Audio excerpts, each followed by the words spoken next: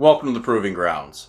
I'm Andrew, and I've been away for a while. I have not made any content in a minute, but I'm back, and I'm ready to make a whole lot more content.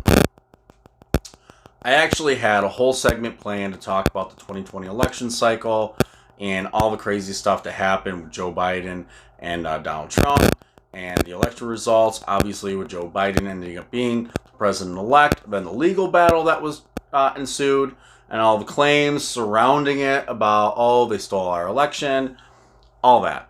All the way leading up to the Capitol Hill riots, and all that. But I decided to put that to the side just for a second, because the platform I was actually planning on debuting on today, Parler, is actually looking at being deplatformed at Sunday at 12 a.m., according to Amazon. They have web servers, Parler's hosted on it, and they're being deplatformed. They've already been taken off the Google Play Store, App Store. Apple's threatening to do the same, right? And what happened to cause this? Well, funny story, Donald Trump gets kicked off of Twitter after the Capitol Hill riots, right? He jumps to Parler. A lot of people go with him, and all of a sudden, Parler overnight is suddenly a threat to Facebook, Twitter, and all those tech giants, right? And because they've been mislabeled as a conservative site, immediately they work to destroy them. Now, one of the things I find interesting about this is Amy Peikoff is, I believe, the Chief Operations Officer at Parler. And if you know anything about her, read anything she's written, listen to any interview she's done. I've seen her on the Your Home Brooks show multiple times. I've seen things she's done herself, and nothing about what she talks about, it would be quote-unquote conservatism, right? Nothing to do with the right, nothing to do really with the left. Even, she just is clearly someone who thinks for herself and has set values that she's thought deeply about and actually believes in things like your freedom and individualism and rational thinking. Imagine that. Right? So, I highly doubt she'd work for a company that you could call, evil conservatism. That being said, obviously they are a threat to Facebook and Twitter because, I hate to say it, but Donald Trump alone, he has 75 million people who are just in love with him. That cult of personality that he brings with him, that's a whole lot of potential users for Parler. And I find it highly suspicious that after he makes the leap over there, suddenly Google is gunning for an excuse to pull Parler off its app store. All of a sudden, Amazon employees are freaking out. Now, I don't know why Amazon employees have a right to tell the CEO what they should and shouldn't be doing, what the company as a whole should and shouldn't be doing. I kind of think that's a slippery slope for the CEO to go down. But obviously, they're all in lockstep in views, right? The ideology behind it, obviously, they share, which is scary if you think about it. Because they're saying, we don't like those people, shut them down. Ruin people's lives because we don't like that they want to let their users have freedom of speech. That's right. I don't want them to be able to say something I deem offensive. Get rid of them. The excuse on Google's part, and then it became the excuse partially for Amazon, is that a few people, a few individuals, mind you, who use Parler, said some incendiary things that Google claims is an incitement to violence. Instead of bringing this up to Parler and saying, hey, here's specific things we're seeing that are really bad, incitement to violence is actually a crime in the United States, not covered under the First Amendment. You might want to look into that. To which, representative from Parler could have explained that since they don't surveil every post, every direct message, everything that their users do, they don't mine their data to sell, i.e., they are not turning the user of their platform into a commodity to also be sold.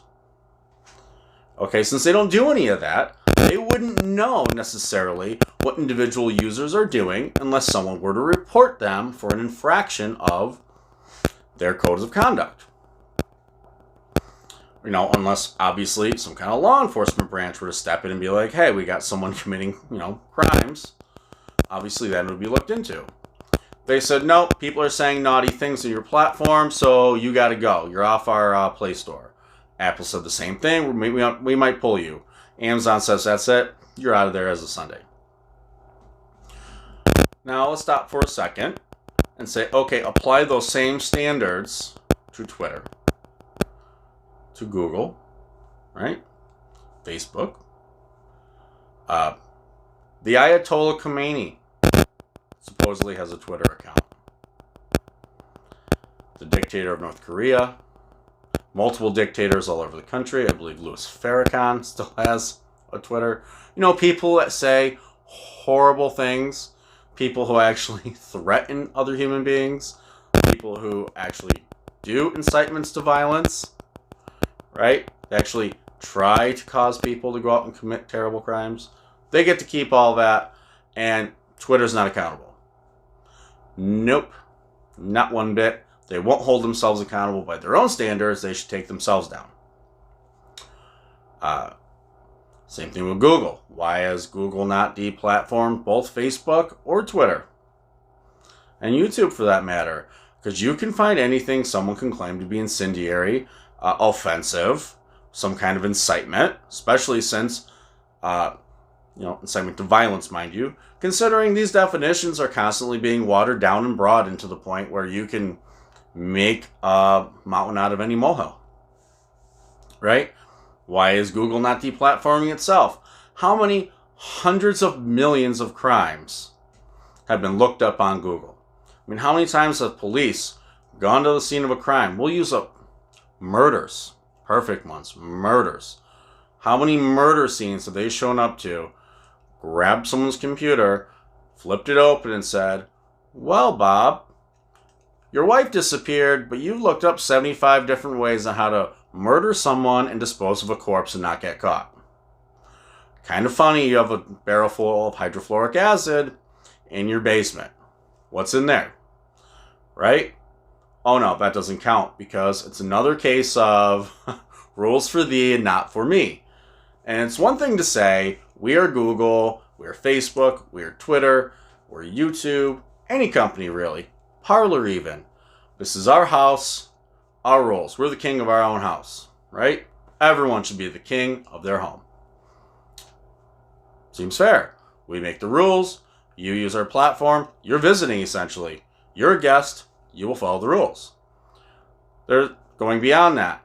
They're saying, well, I'm going to your house. I'm going to tell you what the rules are going to be. And if I don't like your rules, we're taking your house. And that's what's happening to Parler.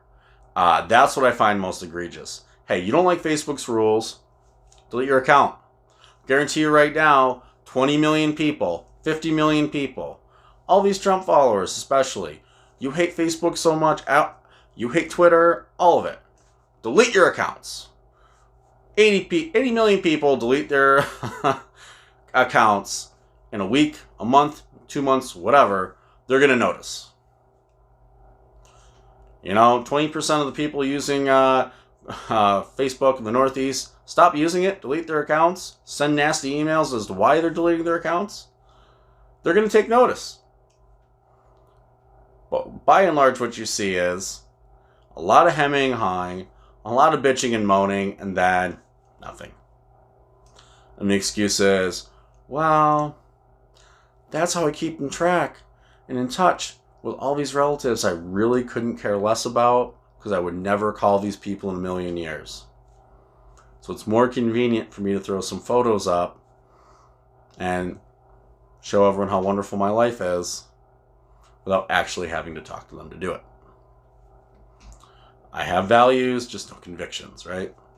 I really don't want to get involved in this. So, since that's not happening, right, these companies do whatever they want. You constantly hear the same thing. Oh, well, they're just trying to take over. Well, it's really sad is they're claiming to protect you, right? They're actually the new government overlords that everyone's worried about. That's what they're trying to act like. And on behalf of the United States government, and your safety, mind you, they're saying you have no right to use Parler. Parler should have no right to exist because, heaven forbid, you speak your mind on any platform that won't censor you for doing so. After all, the chances are if you're on Parler, you're engaging in wrongthink, you evil right-wing conspiracist.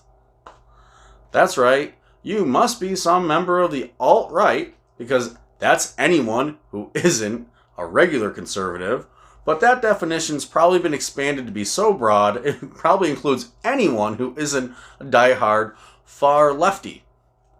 Some kind of crazy Marxist who honestly believes that by engaging in socialist practices, that they'll create the utopia that no other socialist country has ever been able to create.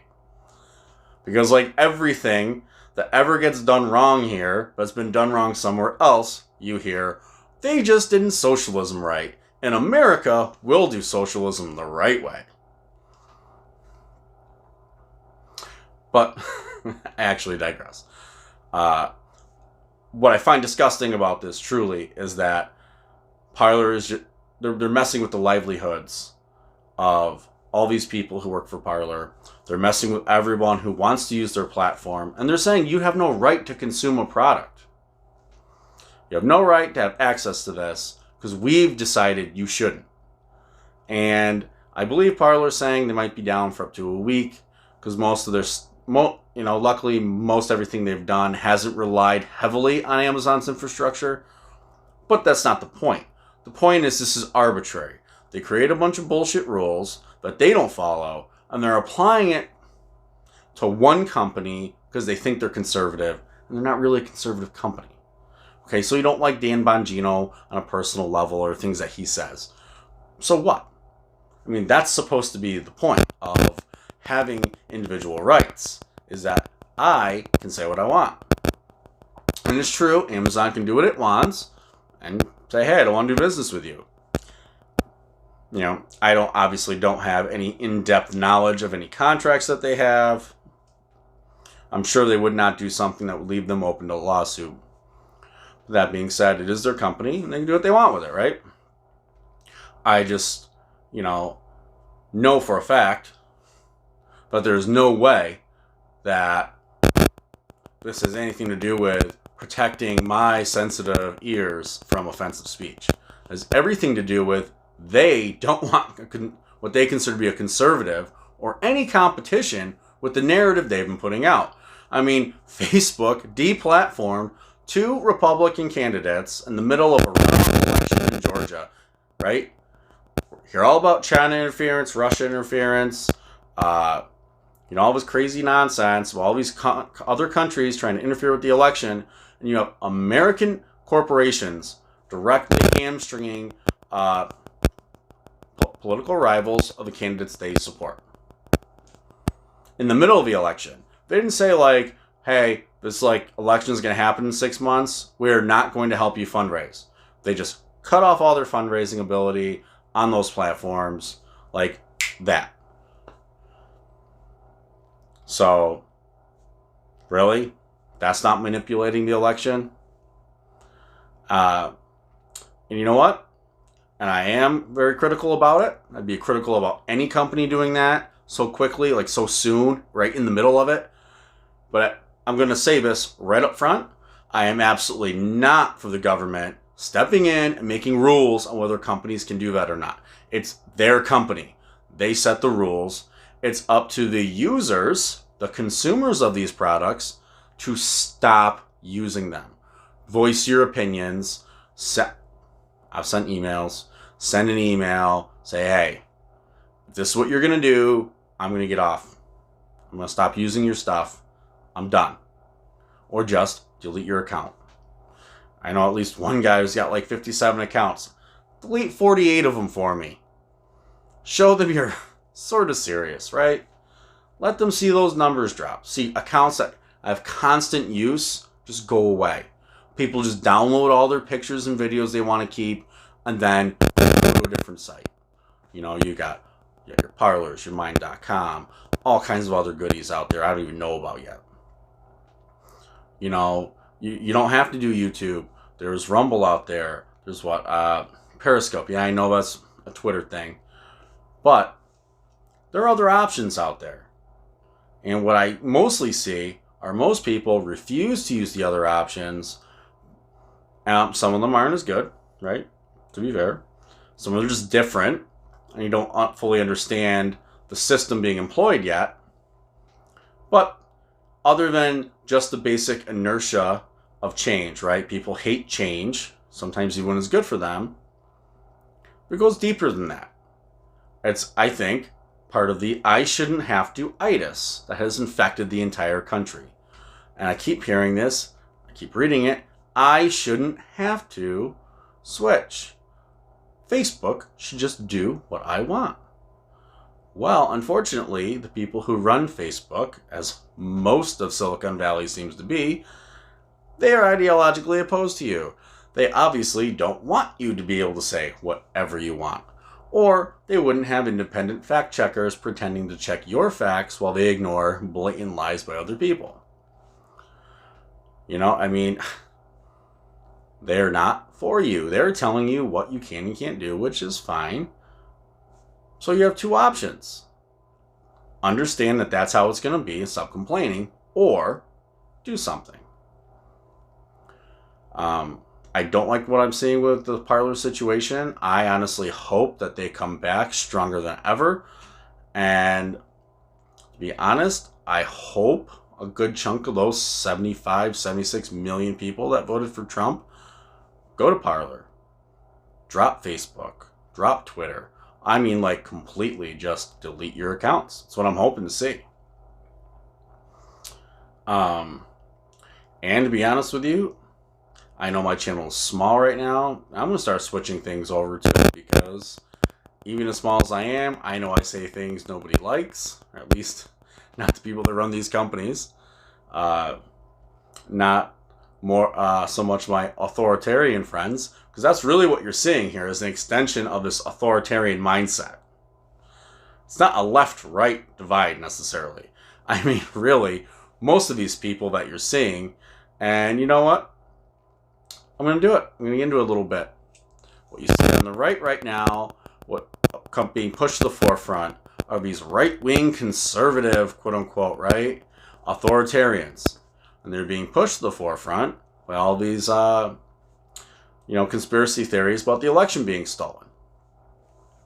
On the left, we've seen, right, for the last 12 years at least, all levels of government ignoring violence committed by these left-wing extreme authoritarians. You know, what's an authoritarian? Basically someone who wants the government to come in and run your life for you. And of course, these people on both sides, only thing they disagree on are what social controls are acceptable to be imposed by the government. I.e., what things is it okay for the government to walk in your house, put a gun to your head, and force you to do? And which things are not acceptable to do that with. That's the only thing they're really arguing about. They both want to force you to do things most people, I don't think, really want to do. I think most people want to be left alone for the most part. At least they think they do. And you see this growing and really just this growing use of violence amongst both groups. It's become acceptable to be violent. And why is that? Because, well, by and large, a lot of local municipalities, all the way up to the state and federal levels, you've seen law enforcement refuse to protect you from people committing acts of violence. I shouldn't say law enforcement, the government. Most law enforcement officers want to do the right thing and help out. But when the powers that be say, no, you won't, you're not even going to go there, you're going to stay away, it's tough, right? So you've seen this time and again. Not only that, but you also see the media. The media's come into play, and look at what they've done all summer, all the way through this whole year. We'll use this just this year. I mean, the last 12 years especially, it's been ramping up little by little by little. Okay? And the whole time you've had the media, the mainstream media, by and large, has been basically cheerleading all kinds of acts of violence, right? Started off with, well, you know what? That Spencer guy, Richard Spencer, yeah, I think he's a Nazi or some kind of white supremacist, so yeah, punch him in the face. And then it became everyone we disagree with, we're going to call a white supremacist, even if they happen to be Jewish or not white, right? And it's okay to walk into rallies where people are being peaceful with bike locks and bear mace and beat the crap out of people, some cases killing people because, hey, we disagree with them ideologically, right? And it's funny because it was this extreme authoritarian left coming in, beating people with bike locks, shutting down events that people were speaking in on college campuses, engaging in free speech. People trying to engage in social and political discourse and get their ideas out there, hoping maybe that someone would be spirited and debate them and throw their ideas out there, and then everyone could see these competing ideas and see which ones would reign supreme, right? Nope. It's become, we're just going to beat you senseless and then go to the media and go to your boss if you work for someone and basically try to ruin your entire life because you say things I don't like. And we can't have that in America. We can't have that kind of hate where you would say something I disagree with and it offends me. So we're just going to crush you and grind you into the mud, right?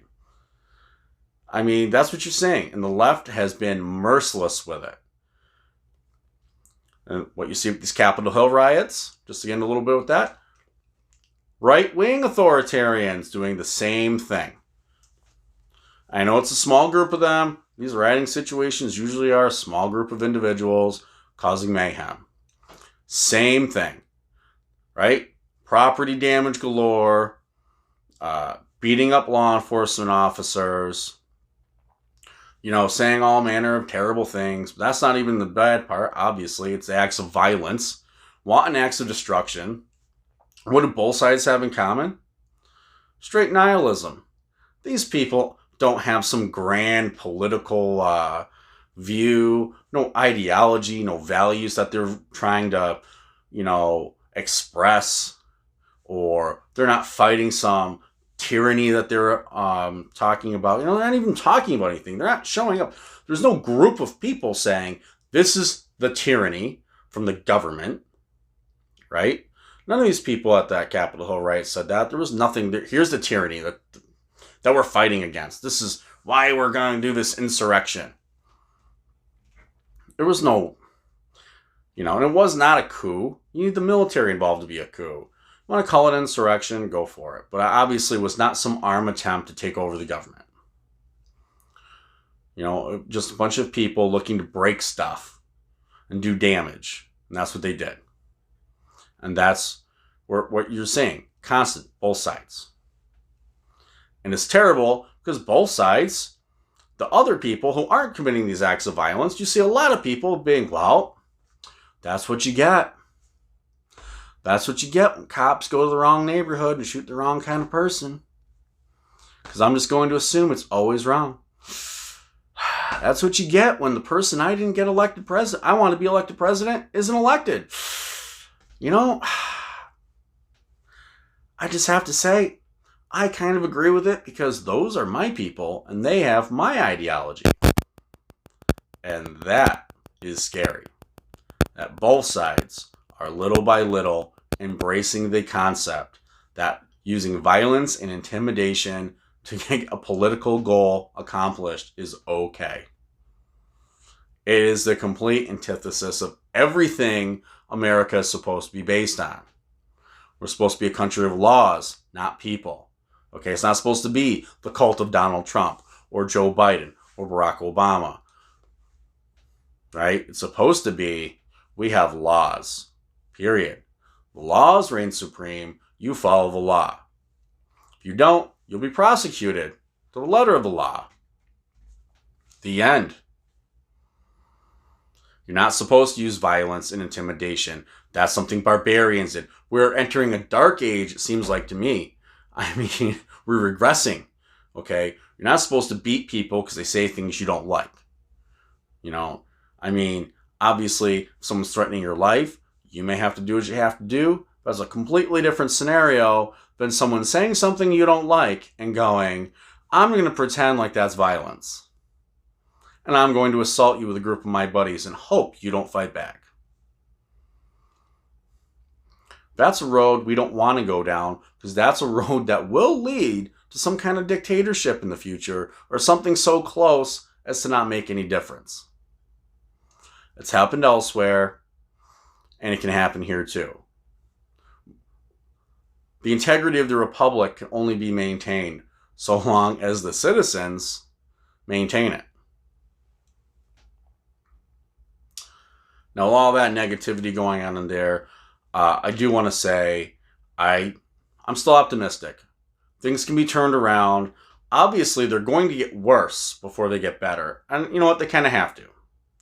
Okay, we're going to endure the 4 years minimum of a Biden-Harris administration. Okay? That's it. Anyone doesn't like to hear it? Too bad. That's what's happening. You gotta bite the bullet and deal with it.